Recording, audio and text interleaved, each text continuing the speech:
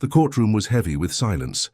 Arthur Brennan's cold gaze never left the trembling old man accused of stealing from his bakery. The verdict was seconds away, and Arthur's victory seemed inevitable.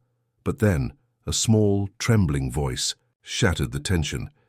"Your Honor, I have something to show you." All eyes turned to Brian, Arthur's own grandson, clutching a camera with shaky hands. Arthur's face paled, his fury barely contained. What was the boy about to reveal? And why did Arthur look so terrified? Want to know what happens next? Watch until the end and don't miss this emotional and unexpected twist. Also, tell us from which city you are watching and make sure to subscribe for more powerful stories like this one. Arthur Brennan was the kind of man everyone in the city respected. His name was synonymous with philanthropy. His bakery celebrated not just for its exquisite pastries, but also for its charity events and generous donations to shelters and orphanages. To the public, Arthur was a beacon of kindness, a wealthy man using his success to lift others from poverty. He wore his reputation like a crown, his smile always rehearsed, his voice perfectly tuned to sound compassionate and noble. But those who worked closely with Arthur knew there was something disingenuous about his generosity. For Arthur, charity was not a calling but a performance. His donations were calculated, timed to coincide with major events or publicity opportunities. If there was no praise to be gained, no headlines to be written, then to Arthur, the effort was worthless. "Charity is a luxury only I can provide," he would preach to his employees. "None of you have the right to decide who deserves my generosity." His bakery, the most prestigious in the city, was spotless. Every detail meticulously maintained to reflect perfection. From the delicate lace curtains framing the windows to the polished marble counters glistening under soft lights, everything was meant to impress. To Arthur, this image of flawless benevolence was his greatest achievement. And nothing, especially not the vagrants outside his doors, could be allowed to tarnish it. One of those vagrants was Henry, an elderly man who had once been a skilled baker himself. The years had worn him down, life's cruelty stripping away his livelihood and leaving him to survive on the streets. His own bakery had crumbled under crushing debt and grief after his wife's death. But despite the hardship, Henry held on to his kindness and dignity, offering small words of wisdom to other homeless souls and sharing whatever scraps he could find. Arthur despised the sight of him. "People like him choose to be failures," Arthur would sneer whenever he saw Henry resting on the sidewalk just outside the bakery. Arthur considered himself a self-made man, and anyone who hadn't clawed their way to success the way he had was, in his eyes, simply not trying hard enough. To Arthur, Henry was a blemish on his otherwise pristine world. But to his young grandson, Brian, Henry was something else entirely. A quiet, kind man who, despite his own suffering, always managed to smile at others. Brian often saw Henry sitting there, never begging, never causing trouble, just existing, with a weary kindness that somehow shone through his brokenness. But Arthur had no patience for such sentiments. To him, kindness was only valuable when it was praised, and anyone who disrupted his version of charity was nothing more than a nuisance. And soon enough, Arthur's obsession with control would push him to a decision that would shatter everything he thought he had built. Cold mornings were the hardest. The chill seeped through Henry's thin, tattered coat, biting at his skin as he huddled against the brick wall outside Arthur's bakery. The scent of fresh bread and pastries drifted through the air, a painful reminder of what once was. Years ago, Henry had been the proud owner of a modest bakery. His recipes had been loved by the neighborhood, his pastries served with warmth and a welcoming smile. But life had a way of unraveling even the sturdiest of dreams. His wife's illness had drained their savings, leaving him with debts he couldn't possibly repay. After her passing, grief clouded his judgment, and his bakery soon followed her into ruin. All that remained were memories of better days and the skills he had once considered his gift to the world.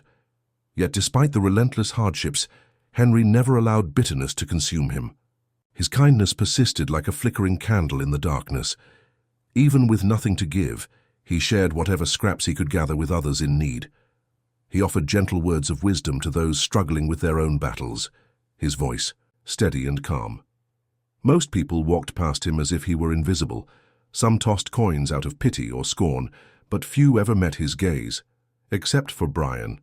The boy's curious eyes would often lock onto Henry's, not with judgment, but with genuine interest. Brian's innocence reminded Henry of the good still left in the world. One day, Brian approached him with a broken toy car, frustration etched across his young face. Henry took the toy, his fingers steady despite the chill. "Sometimes you need to look at the problem from a different angle," he murmured with a kind smile. With careful hands, he adjusted the piece that had come loose and handed the toy back to Brian, fully functioning. "Wow, thanks, mister," Brian beamed, his joy so pure it almost made Henry forget the cold. But for all the kindness Henry offered, he remained at the mercy of a world that saw him as nothing but a burden. And Arthur, the man who once might have been his ally, viewed him as little more than an eyesore tarnishing his bakery's pristine image.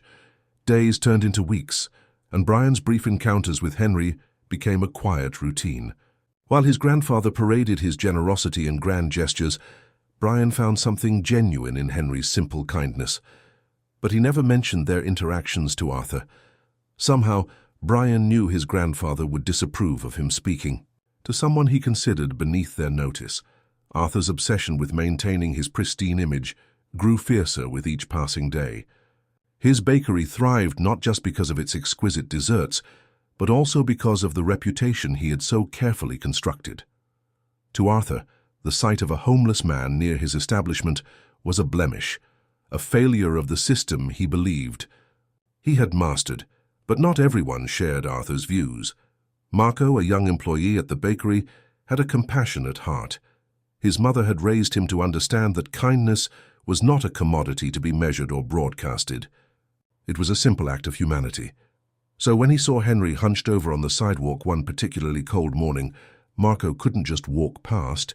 Defying Arthur's strict orders to never give away food for free, Marco slipped back into the kitchen and selected one of the bakery's finest desserts, a rich chocolate mousse tart designed for only the wealthiest clients. With a glance over his shoulder to make sure no one was watching, he stepped outside and handed the delicate treat to Henry. "Eat it quickly before anyone sees," Marco whispered, his voice urgent but kind. Henry's hands trembled as he accepted the dessert. His eyes shimmered with gratitude, and for a moment the world felt kinder than it had in years. He took a cautious bite, letting the sweetness melt over his tongue. A single tear slipped down his weathered cheek, but Arthur saw everything. The bakery's door swung open with a fury that echoed down the street. His eyes blazed with rage, his voice sharp and unforgiving. "What do you think you're doing, you filthy thief?" Arthur shouted, his words slicing through the air like knives. The dessert was slapped from Henry's hands, shattering against the pavement in a mess of ruined perfection. "I didn't steal it. The boy gave it to me." "I swear," Henry stammered, his words tangled in a desperate attempt to explain. "Lies," Arthur spat, his contempt palpable. "You're nothing but a parasite. And you—" He turned his venomous glare to Marco. "You're fired, and I'll make sure you never work in this city again." The nightmare had only just begun. The shattered dessert lay smeared across the pavement, its rich aroma mingling bitterly with the cold air. Henry's hands trembled as he stared down at the ruined treat, his chest tightening with humiliation and disbelief. But Arthur's rage was unrelenting. Without hesitation, he pulled out his phone and called the police, his voice cutting through the frigid morning like a blade. "Yes, I'd like to report a theft. A vagrant attempted to steal from my business. Right outside Brennan's bakery. Send someone immediately." Henry's heart sank, his voice cracking under the weight of desperation. "Please, sir, I didn't steal anything. The boy gave it to me, I swear." The plea fell on deaf ears. To Arthur, Henry's words were nothing more than feeble excuses. "Spare me your lies. I built this business through hard work and integrity. People like you only know how to take." Within minutes, a patrol car arrived, its flashing lights reflecting off the polished glass of the bakery. Two officers stepped out, their faces already set with suspicion. Arthur wasted no time recounting his version of events, each word laced with calculated indignation. Henry tried to explain, his voice a brittle whisper against the storm of accusations. I didn't steal anything. The boy handed it to me, said to eat quickly before anyone saw." Arthur's scoff cut him off. Pathetic. Shifting the blame to an employee you manipulated. Marco is no longer with us, thanks to your little scheme. The officers exchanged a glance, their skepticism replaced by resignation. One of them stepped forward and clasped Henry's arm, the grip firm and unyielding. The chill of the handcuffs against his wrists was a brutal reminder of just how powerless he had become. As Henry was led toward the police car, murmurs of disdain rippled through the small crowd that had gathered. To them, he was nothing but another nameless vagrant exploiting the kindness of a good man. His protests went unheard, his pleas dismissed as nothing more than a desperate criminal's lies. Arthur watched with satisfaction as Henry was forced into the back seat of the patrol car. To him it was a necessary act of cleansing, preserving the purity of his business from the filth of the undeserving.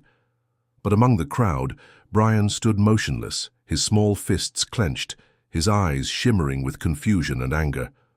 What he had witnessed did not match his grandfather's accusations, and the truth, he knew, was something that needed to be seen. News of the theft spread like wildfire. Arthur wasted no time using the incident to bolster his reputation. Local journalists eagerly broadcast his version of events, painting him as a principled businessman, defending his livelihood from the schemes of deceitful vagrants. His carefully crafted image of integrity only grew stronger in the public eye. "I have built this bakery not just for profit, but for the community," Arthur declared during interviews, his tone measured and solemn. "My charitable efforts are well documented, but allowing crime to go unpunished would destroy everything we've worked so hard to build." His words resonated with viewers, cementing his status as a man of principle. Public outrage erupted against Henry. Headlines branded him a repeat offender, exploiting the kindness of others. His frail appearance and broken voice were twisted into symbols of dishonesty. People were quick to believe the narrative, their judgment fueled by Arthur's polished rhetoric. Meanwhile, Arthur's influence ensured the trial would be swift and unforgiving. His connections with influential figures and well-placed donations accelerated the process, leaving Henry with little time to prepare a proper defense. To Arthur, this was not just about punishment, it was about making a statement. But something about the entire situation gnawed at Brian. His grandfather's words were spoken with such conviction, yet they felt rehearsed, hollow. And the more Brian thought about that morning, the more his confusion grew. He remembered the kindness in Marco's voice when he handed the dessert to Henry, the sincerity in his eyes. It didn't match the story Arthur was so adamantly selling to the world. And then there was Henry himself, a man who, despite having nothing, always offered a gentle smile to those who bothered to notice. Brian's mind replayed the scene over and over, his heart sinking with every passing thought. What if his grandfather was wrong? Worse, what if his grandfather was lying? Sleepless nights became his new reality. The truth felt tangled, like a knot he couldn't unravel. But there was something else clawing at the back of his mind, a detail he couldn't quite place. And whatever it was, Brian couldn't let it go. Arthur dismissed Brian's unease as childish nonsense. "Stay out of this, Brian. It's adult business. You're too young to understand." But Brian understood far more than his grandfather realized, and the quiet determination building inside him would not be so easily silenced. As the trial approached, Brian's unease only deepened. His grandfather's words continued to echo in his mind, but now they felt less like wisdom and more like manipulation. The story Arthur told the world seemed so definitive, but the memory of Henry's trembling gratitude kept resurfacing, refusing to be silenced. Brian had always admired his grandfather. To him, Arthur was the very definition of success, a man who had built an empire through hard work and determination. But the cruelty he had shown that day lingered like a dark stain on the perfect image Brian once held. Arthur had made his intentions clear. The trial would be swift and severe, an example made of Henry for all to see. Mercy was out of the question. "People like him will take advantage of kindness if you let them," Arthur had lectured during dinner one evening, his tone cold and absolute. "You can't be naive about the world, Brian. Strength is what keeps order." But Brian couldn't accept that strength meant destroying someone already broken. His thoughts were restless, his mind chasing shadows that refused to solidify. Something about the incident didn't make sense, but he couldn't quite piece it together. Whenever Brian tried to bring up his doubts, Arthur dismissed him with growing irritation. "Stop obsessing over that thief. This is not your concern," he would snap, his patience worn thin by Brian's persistence. "You're just a child. You don't understand how the world works." But Brian was beginning to understand more than he ever had before. His grandfather's dismissal only fueled his determination. Each night he lay awake, thoughts circling back to Henry's pleading voice, Marco's panicked expression, and the cruel satisfaction that had twisted Arthur's features as the police dragged Henry away. Brian found himself drawn to the camera he had used for his school project, the device that had become an extension of his curiosity. The urge to revisit that morning's events grew stronger by the hour. The truth felt so close, like a word stuck on the tip of his tongue. Deep down, he knew there was something important he was missing. And if his grandfather wouldn't give him answers, then Brian would have to find them himself. His fingers trembled as he reached for the camera, his resolve hardening like stone. Whatever was recorded on that device held the key to everything. And he was ready to uncover it. The day of the trial arrived with a chill that seeped into Brian's bones. The courtroom was packed, its cold, formal walls echoing the whispers and judgment of those eager to see a verdict passed. Arthur's influence was evident, his polished demeanor and commanding presence dominating the room. To the spectators, he was the hero, a man who had built a legacy of generosity, now threatened by the greed of a worthless thief. Brian sat near the front, his fingers clenched tightly around the camera hidden in his backpack. The decision to bring it hadn't been easy. Even now his courage wavered under the suffocating pressure of his grandfather's authority, but the doubt swirling within him had grown into something too powerful to ignore. Arthur took the stand with the confidence of a man accustomed to admiration. His testimony was delivered with icy precision, painting Henry as a manipulative vagrant exploiting the goodwill of others. Every word was measured, calculated to stir outrage and disgust. And it was working. Brian could see it in the nods of approval, the murmured agreement of the crowd. Henry, by contrast, looked like a shadow of a man. His frail body seemed even smaller under the harsh lights, his voice trembling as he tried to explain himself. "I didn't steal anything," he said, his words faltering beneath the weight of his own desperation. "The boy, Marco, he gave it to me, I swear," and the prosecutor's harsh interrogation cut him off before he could finish. Every attempt to defend himself was twisted into further evidence of guilt. The truth was suffocating under the narrative Arthur had so carefully constructed. Brian's chest tightened with each passing moment. The injustice of it all burned through him like fire. His grandfather's words about strength and control rang hollow in his ears, their cruelty now laid bare against the raw sincerity of Henry's. "Please." The judge's gaze swept over the courtroom, his expression one of cold detachment. The verdict was imminent, the scales tipped heavily against Henry. And still Brian's hand remained frozen, his fingers trembling over the zipper of his backpack. He felt his grandfather's gaze burn into him, a silent warning that obedience was expected. But there was something stronger than fear now, a determination fueled by the undeniable wrongness of what was unfolding before him. Brian took a shaky breath, his resolve hardening. The truth had to be heard, no matter the cost. He rose from his seat, his voice breaking the heavy silence. "Your Honor, I have something to show you." A stunned silence swept through the courtroom. All eyes turned to the small, trembling boy, standing with a courage beyond his years. Arthur's face flushed a furious red, his voice a harsh whisper. "Brian, sit down now!" But the command only strengthened Brian's resolve. He pulled the camera from his backpack and handed it to the bailiff, his voice quivering but determined. "There's something you need to see, it's the truth." The judge nodded, curiosity flickering across his otherwise stoic expression. The bailiff connected the camera to the display screen, and the video began to play. The footage was raw, unedited, but undeniably clear.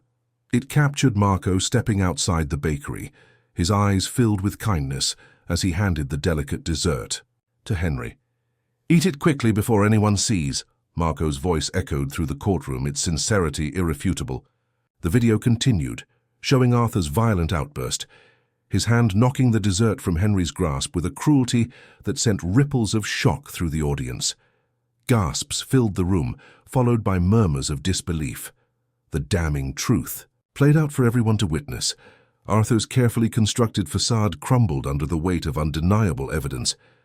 This is a manipulation, a child's trick," Arthur stammered, his composure shattered. "The boy has been misled. He doesn't understand what he's done." Brian's eyes met his grandfather's, the hurt and betrayal clear in his gaze. "I understand more than you think. I was just testing out the camera Mum gave me. I was recording the city, people, everything, including you." His voice grew steadier with each word. "I didn't mean to catch what happened, but I did. And you can't hide from the truth." The judge's gaze hardened, his patience worn thin by Arthur's desperate protest. "Mr. Brennan, what I see here is not a misunderstanding. It is a deliberate act of cruelty, and your eagerness to punish an innocent man is disturbing, to say the least." Arthur's mouth opened and closed, but no words came. The confidence that had once been his weapon was gone, replaced by a raw panic he couldn't disguise. The judge turned to Henry, his expression softening. "Mr. Henry, you are free to go. This court owes you an apology for the injustice you have endured." Relief washed over Henry's weary face, his shoulders sagging as if the weight of the world had finally been lifted. Tears glistened in his eyes, gratitude expressed through a simple, broken thank you. Arthur left the courtroom in disgrace, his reputation shattered beyond repair. The media that once worshipped him now tore his legacy apart, his cruelty exposed for all to see. His contracts were cancelled, his influence diminished to nothing but a bitter memory of power lost. Meanwhile, the community rallied around Henry. Inspired by his resilience and kindness, a local charity offered him shelter and support. With the help of those who truly cared, Henry began to rebuild his life, his gentle spirit unbroken by the cruelty he had endured. As for Brian, he walked away from the courtroom with his head held high, the truth now a flame that burned brighter than his fear. He had lost his admiration for his grandfather, but in its place he had found something far more valuable: the courage to stand up for what was right. Months passed since the trial, but the memory of that day remained vivid in Brian's mind. Arthur's downfall had been swift and brutal, his empire crumbling beneath the weight of his own arrogance. The bakery's doors eventually closed, its once pristine windows covered in dust and neglect. But where Arthur's empire fell, something kinder took root. With the help of the community, Henry found his footing once more. A modest but cozy bakery opened under his name, its warmth inviting to all who entered. The pastries weren't the most luxurious, but they were made with care and honesty, their sweetness born from compassion rather than greed. Brian often visited Henry's shop, his camera still slung over his shoulder, now used to capture moments of genuine kindness rather than the hollow perfection his grandfather once demanded. The two would share stories over coffee and fresh bread, their unlikely friendship a testament to the power of doing what was right. One afternoon, as Brian recorded the gentle bustle of Henry's small bakery, Henry placed a steaming tart on the counter, his smile soft and genuine. "For you, Brian, from one friend to another." And for the first time in what felt like forever, the sweetness didn't leave a bitter aftertaste. And that's the end of our story. But before you go, if this tale moved you, if it made you feel something real, consider subscribing to our channel. We share stories like this to remind everyone that kindness, courage, and truth are still out there. So hit that subscribe button and join us on this journey. Because sometimes, the smallest voices tell the most powerful stories. Thank you for watching, and we hope to see you again.